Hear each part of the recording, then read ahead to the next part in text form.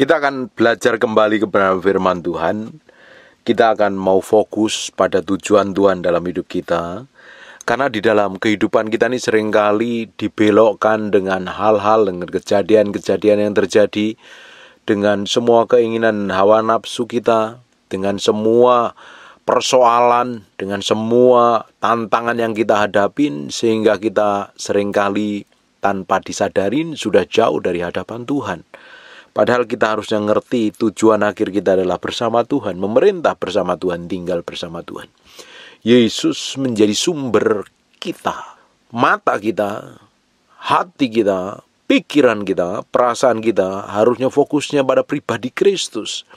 Tapi dengan kehidupan yang kita alami, kita seringkali lupa dengan tujuan itu, dengan fokus itu. Kita seringkali dibawa lari menjauh dari hadapan Tuhan tanpa kita sadarin, dengan persoalan, dengan luka batin, dengan trauma, dengan kejadian, dengan tekanan hidup dan lain sebagainya. Di ujungnya ternyata kita ini tidak lagi hidup berkenan di hadapan Tuhan.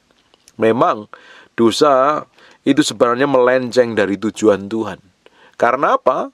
Kita nggak akan sampai pada destinasi ilahi. Harusnya setiap orang Kristen harus tahu loh destinasi hidupnya itu apa, tujuan akhirnya apa.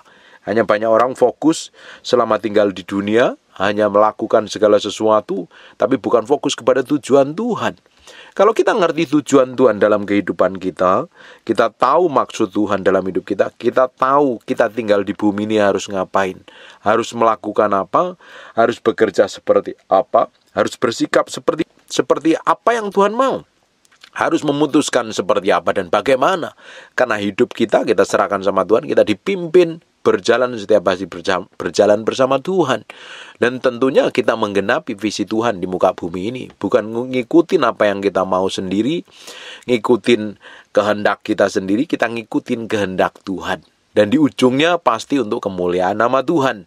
Ketika Bapak Ibu dipercayakan apapun juga, engkau lakukan yang terbaik. Engkau tidak melenceng dari tujuan Tuhan. Bayangkan orang-orang yang tidak mengerti hal seperti ini, ketika menghadapi tantangan, ketika menghadapi tekanan, ketika menghadapi himpitan, apa yang terjadi? Tujuannya sudah limbung, sudah tidak lagi fokus kepada apa yang Tuhan tentukan dalam hidupnya. Hidupnya mulai kacau, hidupnya mulai berantakan, hidupnya mulai limbung dan lain sebagainya. Nah, selama kita tinggal di muka bumi, kita akan selalu berhadapan dengan persoalan dan masalah yang ada. Dan jangan sampai kita lupa dengan tujuan Tuhan. Seringkali ada orang-orang di sekitar kita ini, kadang ya dengan sikapnya, dengan tindakannya yang tidak sesuai dengan yang kita mau, kita seringkali terluka, kita tersakitin, kita bingung, kadang kita kepikiran, bahkan sampai lupa dengan tujuan Tuhan dalam hidupnya. Saya perhatikan di beberapa media sosial dan beberapa berita di televisi, saya perhatikan ada orang-orang yang tidak bisa mengendalikan diri karena persoalan hidup, karena tantangan hidup dan lain sebagainya, sampai akhirnya dia melakukan hal-hal yang berurusan di ujungnya dengan hukum. Karena apa? Melakukan pelanggaran secara hukum. Harusnya kehidupan kekristenan kita ini tambah hari, tambah sejalan dengan apa yang Tuhan mau. Dalam kondisi apapun, dalam persoalan seperti apapun yang kita hadapin, kita harus tahu bahwa Tuhan mau bawa kita hidup berjalan dalam terangnya, hidup berjalan dalam kemenangannya, hidup berjalan dalam tujuannya. Hidup kita mempermuliakan nama Tuhan. Tuhan yang menjadi sumber kita, Tuhan menjadi tujuan hidup kita, bukan yang lain. Kalau kita punya tujuan yang lain, apa yang terjadi ketika ada orang memperlakukan buruk, ketika ada orang bersikap jelek, ketika engkau dihianati, ketika engkau disakitin, tiba-tiba engkau terguncang begitu rupa sampai tidak tahu apa yang harus diperbuat, tidak tahu apa yang harus dilakukan. Dan setiap hari kita akan dipertemukan dengan orang-orang yang seringkali ngomongnya sembarangan, ngomong ngawur, kelakuannya jelek, sikapnya buruk dan lain sebagainya. Nah, kita harus bisa mengambil keputusan yang tepat seperti yang Tuhan mau. Sekarang kita akan lihat di Amsal pasal yang ke-26 ayat yang ke-22. Seperti sedapan perkataan pemfitnah masuk ke lubuk hati. Dengerin baik-baik ini. Ada beberapa orang yang seringkali kepikiran dengan perkataan buruk orang lain. Nggak rasanya nggak tenang, nggak bisa tidur ketika orang lain ngomong jelek. Nggak usah dipikirin kalau orang ngomong jelek. Karena yang jelek bukan datang dari Tuhan. Yang jelek itu datangnya dari iblis, dari setan. Tujuan untuk menghancurkan, mencuri damai sejahteramu, membunuh, dan ujungnya membinasakan hidupmu. Seperti sedap-sedapan perkataan pemfitnah. Pemfitnah itu selalu ngomong jelek kok, nggak sesuai dengan firman. Ngapain dipikirin? Ngapain direnungkan? Bapak Ibu, kalau engkau dengar perkataan jelek dari orang lain, ya, terutama pasangan hidupnya yang belum bertobat, dia ngomong kasar, dia ngomong jelek, lama-lama kamu ilfil. Nah, kamu nggak bisa kontrol hatimu, kamu nggak bisa kendalikan hatimu, lama-lama kamu kepahitan. Ujungnya apa kalau engkau kepahitan? Engkau jauh dari hadapan Tuhan. Engkau jauh hidup tidak berkenan di hadapan Tuhan ujungnya. Bayangkan apa yang terjadi. Kekacauan, keruwetan. Hidupmu ruwet, babak belut, berantakan. Ada beberapa orang karena difitnah begitu rupa, dicaci maki, direndahkan dan lain sebagainya, akhirnya mengambil keputusan yang fatal sekali loh. Bisa menghabisi nyawa orang dan melakukan kejahatan yang lainnya. Hati-hati ini.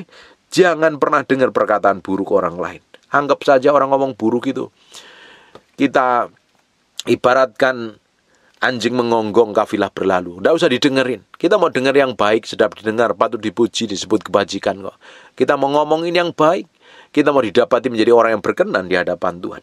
Kalau enggak, kita dengar perkataan pemfitnah seperti sedap-sedapan. Masuk merembes sampai kedalaman hati ya. Beberapa orang dengar perkataan buruk orang lain nggak bisa tidur.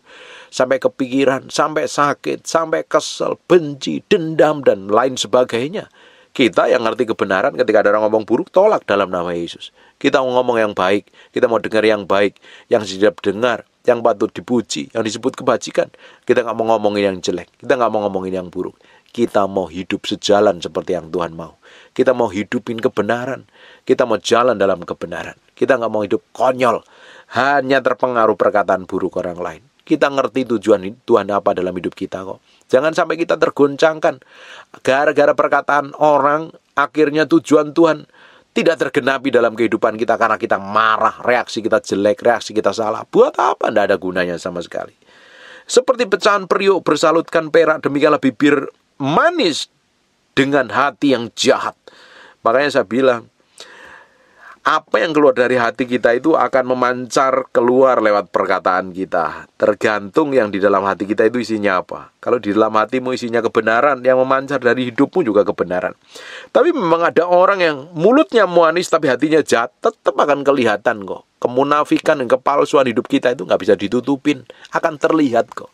Bapak Ibu, ketika engkau bertemu dengan seseorang, mungkin baru pertama kali ketemu, engkau nggak bisa mendeteksi ini orang ini jujur apa tidak. Tapi setelah sekian lama engkau bergaul, engkau berteman, engkau ajak ngobrol dan lain sebagainya, akan ketahuan sikap aslinya kok. Seperti apa. Makanya ketika anak-anak muda memilih pasangan, jangan engkau hanya dibutakan dengan cinta. Cinta itu melek, matamu harus terbuka melihat ke siapa calon yang kamu pilih menjadi pasangan hidupmu kok. Berapa banyak orang salah pilih pasangan ketika pernikahannya berjalan setahun, 2 tahun, 5 tahun, 10 tahun, 20 tahun. Belangnya ketahuan dan jihadnya bukan main. Tidak mau bertobat dan berubah.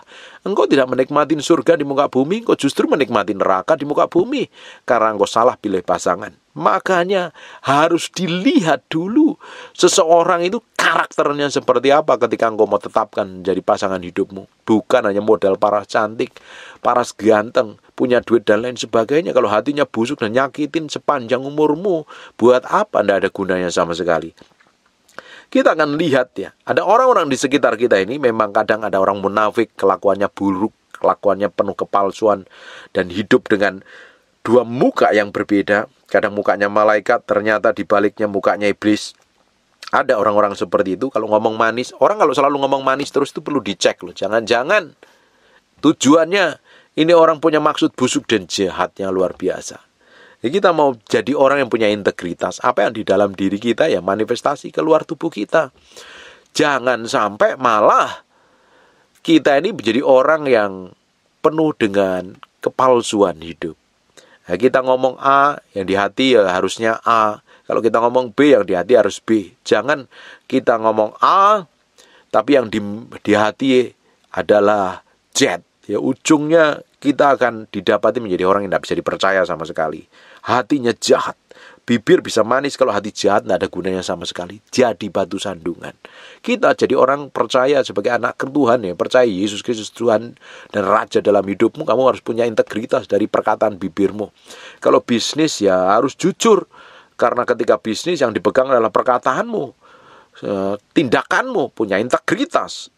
Kita harus punya integritas di dalam kehidupan kita, punya nilai moral, punya etika, punya tata krama, bisa menempatkan diri dengan baik, punya karakter yang baik, dan harusnya bisa dipercaya. Jangan sampai kita memiliki sikap hati yang busuk dan jahatnya luar biasa. Mulut boleh ngomong manis, tapi hatimu jahat, percuma, sia-sia. Padahal Tuhan lihat sampai kedalaman batinmu kok. Yang di dalam hati kita ini kan orang lain seringkali nggak lihat. Apa yang tersembunyi dalam diri kita ini orang seringkali kan nggak lihat. Bapak Ibu datang ibadah, kelihatannya sih secara fisik bisa datang ibadah, tapi kan belum tentu kok ibadah. Bisa pingin yang lain, bisa punya motivasi lain dan lain sebagainya. Ada orang fisiknya pelayanan, jadi pendeta, jadi hamba Tuhan, jadi gembala sidang. Tapi kan yang di dalam hati yang tahu kan pribadi orang tersebut dengan Tuhan. Orang lain bisa ditipu dengan segala macam cara kok. Makanya kita harus memiliki kemurnian dan ketulusan yang di dalam hati ini kita nggak bisa sembunyikan di hadapan Tuhan. Ini transparan di hadapan Tuhan. Makanya harus punya integritas. Kita tahu bahwa kita memiliki hidup yang takut akan Tuhan. Tuhan lihat sampai kedalaman batin kita. Kita nggak bisa tutupin, kita nggak bisa kamuflase, kita nggak bisa sandiwara, kita nggak bisa seperti bunglon. Kita tutupin segala sesuatu yang di luar kelihatan baik, tapi di hadapan Tuhan hatimu becat busuk, ya buat apa? Kita harus memiliki kehidupan yang murni di hadapan Tuhan. Di ayat yang ke-24, si pembenci berpura-pura dengan bibirnya, tetapi dalam hatinya dikandung tipu daya. Ini hati-hati dengan pembenci. Beberapa tahun lalu saya banyak ditipu orang itu. Karena ngomongnya manis, kasih janji manis, ternyata di dalamnya tipu daya. Ini orang kayak begini, cukup sekali kamu kenal, setelah itu tinggalkan. Kalau enggak, dia seperti ular kok. Kamu pelihara ular berbisa, suatu hari ular berbisa itu akan gigit kamu dan kamu akan binasa loh, mati loh karena bisanya. Ini orang yang penuh tipu daya itu seperti itu.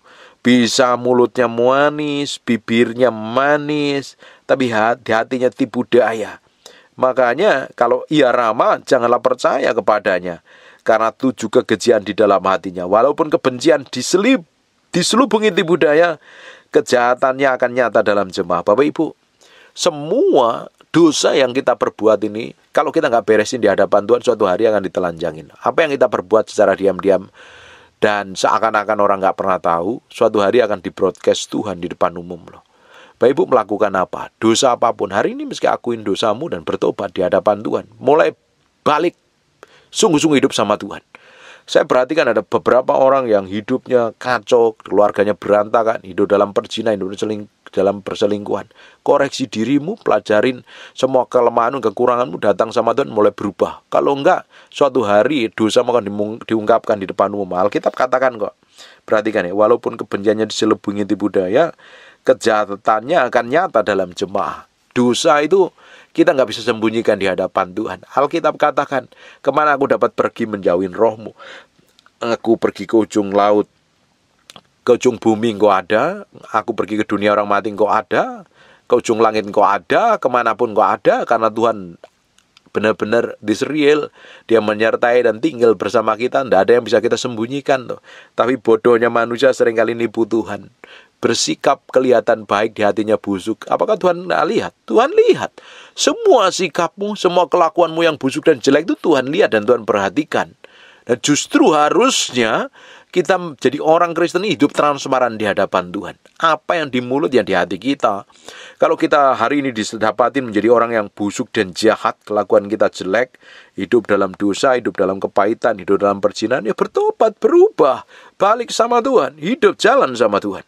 Jangan hidup maumu sendiri, jalan maumu sendiri, jalan sama Tuhan, hidup sama Tuhan. Walaupun kebenciannya diselubungi tipu daya, kejahatannya akan nyata dalam jemaah. Ada orang yang benci ya, kepahitan sama orang, akan terlihat kok manifestasi. Ada orang yang kepahitan dengan orang lain mungkin. Suatu hari juga akan muncul kok. Lihat dari mana tindakannya, dari sikapnya. Ada orang-orang yang pernah trauma masa lalu, pernah kepahitan, pernah disakitin, pernah dilukai oleh orang lain. Perhatikan apa yang terjadi. Ini orang-orang kelakuannya aneh loh. Jadi ketus, jadi galak, jadi kejam dan lain sebagainya. Ngomong itu nyakitin, tajamnya bukan main. Jadi orang-orang kayak begini kan ketahuan di dalam hatinya sepertinya apa. Coba perhatikan dari orang yang biawelnya, orang yang sikapnya busuk, jelek, penilaian orang lain itu jelek, terus nggak pernah ngomong yang baik, nggak pernah ngomong yang benar gitu. Ngomongnya jelek, buruk terus. Perhatikan itu, jangan-jangan hatinya penuh kepahitan.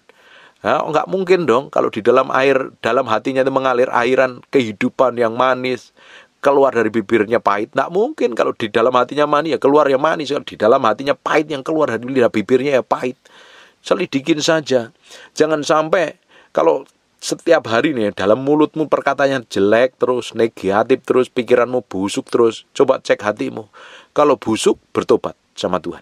Minta darahnya menguduskan. Minta darahnya menyucikan. Hidup benar di hadapan Tuhan. Jangan tetap berlaku dosa. Tidak berkenan di hadapan Tuhan. Buat apa kita melakukan dosa? Kita harus hidup benar di hadapan Tuhan. Kita harus mulai hidup dalam kekudusan dan kesucian di hadapan Tuhan. Sebab tanpa kekudusan, tanpa kesucian, orang nggak akan bisa melihat Tuhan. Artinya nggak didapatin berkenan. Orang yang masuk dalam Yerusalem baru itu adalah orang yang didapati hatinya bersih. Orang-orang yang kudus dan tidak bercacat celah. Kita tidak bisa kudus tanpa kekuatan Tuhan. Kita tidak bisa kudus tanpa kekuatan Roh Kudus. Kita perlu dikuduskan oleh darah Yesus sampai hari ini. Kita selama masih pakai tubuh daging ini, kita akan selalu sering bikin dosa, bikin pelanggaran, bikin hal yang bertentangan dengan kebenaran firman Tuhan. Tapi selama kita belajar firman, kita terus berjalan dalam kehendak Tuhan, semakin diubahkan, semakin berjalan dalam ketetapannya, semakin hidup kita sesuai dengan kebenaran firman Tuhan. Makanya kita harus sering koreksi diri, koreksi hati yang di dalam ini loh. Kita lihat lagi di ayat yang ke-27. Siapa menggali lubang akan jatuh ke dalamnya, dan siapa menggelindingkan batu itu akan kembali menimpanya. Bapak Ibu, apapun yang kita perbuat hari ini, suatu hari kita akan menikmatinya, apapun itu. Sudah berkali-kali saya ngomong dalam judul khotbah yang lain, sebenarnya apa yang kita nikmatin hari ini adalah hasil dari apa yang pernah kita tabur di masa lalu. Kalau engkau ingin menuai masa depan yang penuh pengharapan, hidupmu berkemenangan, hari ini mulai tabur benih yang baik. Hari ini mulai jalan dalam kebenaran. Hari ini mulai jalan dalam kekudusan. Tinggalkan dosa, tinggalkan kenajisan, tinggalkan kebusukan dalam hatimu, dan mulai jalan sama Tuhan. Di ujungnya engkau menikmatin apa yang Tuhan janjikan dalam hidupmu. Engkau akan jadi orang yang jadi berkat bagi banyak orang. Engkau akan memberkati banyak orang, menjadi terang bagi banyak orang. Hidupmu akan mempermuliakan nama Tuhan. Kalau engkau hari ini melakukan yang jahat, kitab Amsal katakan, hidup dan mati dikuasai lidah, siapa menggemakannya akan makan buahnya. Tergantung kamu menggemakan apa hari ini. Kamu menggemakan yang buruk, kamu akan tuai yang buruk. Kamu menggemakan yang baik, kamu akan tuai yang baik. Kalau apa yang keluar dari lidah bibirmu, itu seperti benih kok. Kamu tabur apa? Ketika engkau melihat pasanganmu yang belum bertobat, tabur perkataan yang baik, omongin yang baik. Jangan dijelekin terus, dimaki terus, direndahkan terus ketika pasanganmu nggak sesuai apa yang kamu perbuat. Kamu ngomong begitu ya, kamu akan tuai kejelekan. Berapa banyak orang isinya ngeluh, gerutu dalam hidupnya. Dia orang yang menggerutu dan mengeluh itu kan sebenarnya dia nabur benih dalam hidupnya. Lihat saja masa depannya seperti apa. Justru hari ini kan kita harus berpikir seperti Kristus berpikir, bertindak seperti Kristus bertindak, sehingga setiap langkah kita, sehingga keputusan kita ini sesuai dengan apa yang Tuhan mau, sesuai dengan apa yang Tuhan inginkan. Siapa menggali lubang akan jatuh ke dalamnya. Bapak Ibu bikin dosa apapun, bikin apapun lah, suatu hari engkau akan tuai sendiri kok. Siapa menggelindingkan batu-batu itu akan kembali menimpa dirinya. Hari ini mulai ambil komitmen, mulai ngomong yang baik, mulai berpikir yang baik, mulai bertindak yang baik, lakukan yang baik, mulai cintai pasanganmu, mulai belajar hidup setia, mulai hidup kudus, mulai bangun keintiman dengan Tuhan. Di masa depanmu akan tuai kebajikan. Kalau hari ini pikiranmu ruwet, pikiranmu kacau, isinya stres, bingung, berantakan dan lain sebagainya, tabur benih yang baik. Tabur benih yang baik. Tabur pikiran-pikiran yang sejalan dengan firman. Perkatakan kebenaran firman Tuhan. Lidah dusta membenci korbannya, dan mulut licin mendatangkan kehancuran. Lidah dusta membenci korbannya, mulut licin mendatangkan kehancuran. Dengerin baik-baik ya Bapak Ibu. Kalau hari ini hidupmu kacau terus, berantakan terus, coba dikoreksi diri. apa yang salah dalam dirimu, apa yang tidak benar dalam dirimu. Selidikin sampai kedalaman batinmu. Kalau ada yang salah, bertobat. Kalau memang kejadian ini diizinkan Tuhan memprosesmu, jalan terus sama Tuhan. Tapi kalau mulutmu jahat, kerjaannya gerutu ngomel, jelekin orang lain, merendahkan orang lain, pendeta khotbah diomongin, dijelekin, gembalamu dijelekin, pasanganmu direndahkan, diomongin yang jelek, anak-anakmu dikata-katain, orang lain kamu kata-katain, kamu akan mendatangkan kehancuran di dalam hidupmu. Karena mulut licin mendatangkan kehancuran. Mulut licin tidak bisa dipegang. Mulut kita itu harus sejalan dengan firman loh. Bukan jalan mau kita sendiri. Hidup kita ini bukan jalan mau kita sendiri. Jalan sesuai firman. Hidup sesuai firman. Ketika kita belajar firman seperti ini kan kita bercermin. Oh ternyata ada yang gak pas ini, gak sesuai dengan kehendak Tuhan. Oh ternyata ini ada yang gak benar ini yang harus kita rubah ini. Ada yang gak pas ini sesuai dengan ketetapan Tuhan. Supaya apa? Jalan kita ini selaras dengan firman. Jalan sesuai kehendak Tuhan, step by step. Di ujungnya kita akan didapati menjadi orang yang berkenan di hadapan Tuhan. Memiliki hati yang seritme sejalan dengan Tuhan. Bapak Ibu, ini by proses. Makanya kita harus belajar terus. Belajar terus firman setiap hari. Bukan untuk ngotbahin orang lain. Untuk kasih makan manusia roh kita. Supaya hidup kita ini sejalan seperti yang Tuhan mau. Bertindak seperti yang Tuhan inginin. Bukan ngawur, bukan sembarangan, dan bukan sembrono. Hari ini kita koreksi diri masing-masing. Tidak usah koreksi orang lain. Tidak usah cari kelemahan pasanganmu. Koreksi diri, bertobat, berubah. Tangan kasih karunia Tuhan masih tersedia. Ketika kita datang sama Tuhan hari ini, Tuhan sanggup pulihkan masa depanmu kok. Tuhan punya rencana besar dalam hidupmu. Tuhan akan bawa hidupmu mengalami sesuatu ilahi. Tuhan akan bawa hidupmu mengalami perkara-perkara yang dahsyat dan luar biasa. Jalan terus sama Tuhan. Nikmatin terus setiap hari berjalan bersama Tuhan. Sekalipun kadang dibawa ke lembah kekelaman. Nikmatin. Itu proses pemurnian yang Tuhan izinkan kok. Kalau hari ini dipertemukan dengan orang baik, puji Tuhan. Kalau hari ini dipertemukan orang yang bawel ceret, puji Tuhan. Tetap jalan fokus sama Tuhan. Karena kita selalu dipertemukan dengan orang yang kelakuannya aneh-aneh. Tapi selama kita bisa jagain hati kita begitu rupa, kita akan memiliki sikap yang berbeda. Sampai garis akhir kita akan didapat menjadi orang yang berkenan di hadapan Tuhan. Menyenangkan hati Tuhan. Amin. Tutup matamu, tutup Alkitabmu. Kita berdoa. Bapak terima kasih buat firman-Mu. Kami materaikan dengan darah anak domba. Firman nempel dalam hati kami berhari-hari, berminggu-minggu, berbulan-bulan. Firman menjadi kehidupan. Dan mau berdoa setiap orang yang rajin mendengar firman yang mau sampaikan. Diberkati Tuhan. Dipulihkan Tuhan. Diubahkan Tuhan. Hamba-Mu berdoa. Biar kasih karunia Tuhan melimpah-limpah. Bagi setiap orang yang mendengar firman-Mu. Diberkati. Diberkati. Diberkati. Hamba berdoa untuk orang yang sedang sakit dan mengalami kelemahan tubuh. Oleh bilur Yesus, oleh darah Yesus, jadilah engkau tahir, jadilah engkau pulih, jadilah engkau sembuh, dan mengalami pemulihan datangnya dari Tuhan, dan mengalami berkat Tuhan secara dahsyat dan luar biasa. Terima kasih Tuhan, bagimu segala hormat, pujian, pengagungan. Dalam nama Yesus kami berucap syukur, haleluya. Amin, and God bless you. Terima kasih Tuhan, bagimu segala hormat, pujian, pengagungan. Terima kasih Tuhan. Buka matanya sebentar.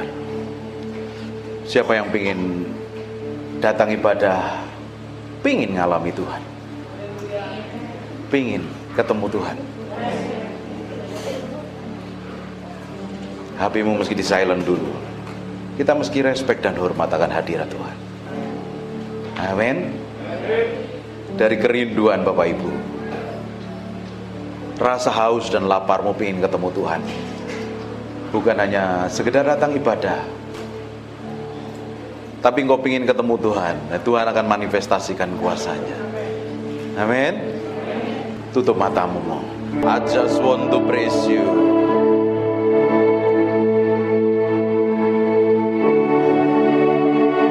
Aku berdoa ada urapan Tuhan sedang turun dalam ruangan ini.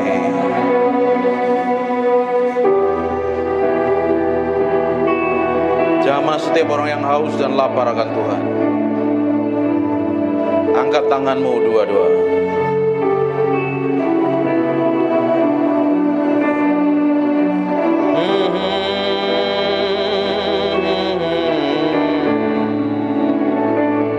I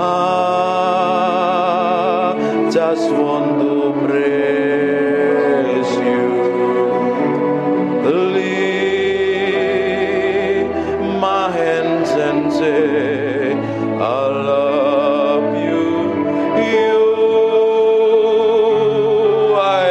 everything to me,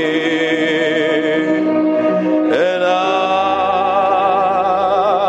exalt your holy name, and I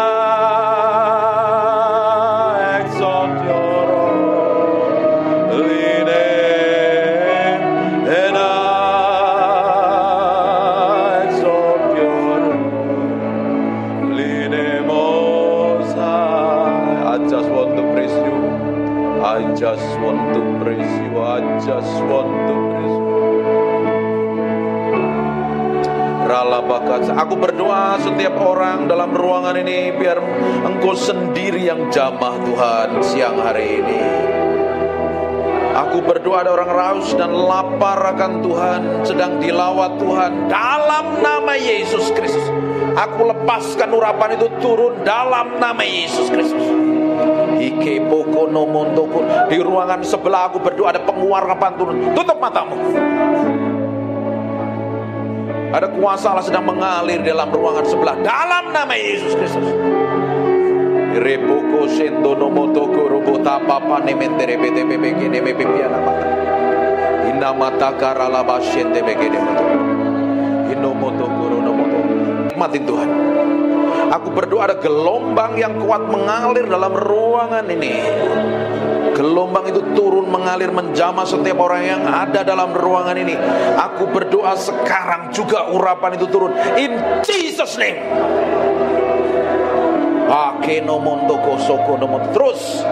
Terus pengurapan itu semakin kuat jamah dan urapi, bahwa mereka mengalami pengalaman pribadimu dengan ajaib dan dahsyat. Nikmatin Tuhan. Nikmatin Tuhan. Fokus sama Tuhan. Alami Tuhan siang hari ini. Alami Tuhan. Alami Tuhan. Alami Tuhan. Ada beberapa orang sedang dijamah. Aku berdoa. Ada seseorang yang sedang dipenuhi dengan urapan, mengalir dari ujung rambut sampai telapak kaki. Ada sesuatu yang bergerak semakin kuat. Aku berdoa pengurapan itu semakin meluap. Penuhi mereka dalam ruangan ini dengan hadirat-Mu. Agar ada orang-orang yang sudah lama tidak ikut Tuhan, sudah jauh dengan Tuhan, hari ini sedang Tuhan sedang menjamah-Mu. Maka rabase kene mende bikene mende imende bikene mende pipi namata. Sembah Dia. Mulai sembah Dia. Semakin kuat. Makirobotokon.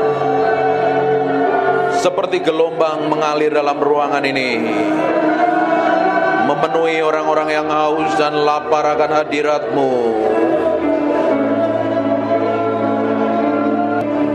Makarabashanda makana mate kene bete imekere bete bebe kene bebe.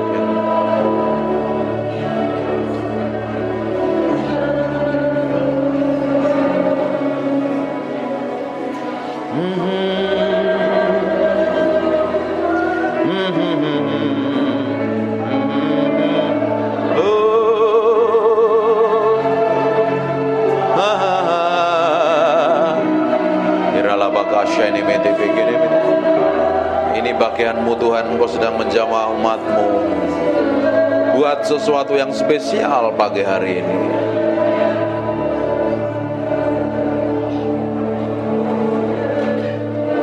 I just want to praise you.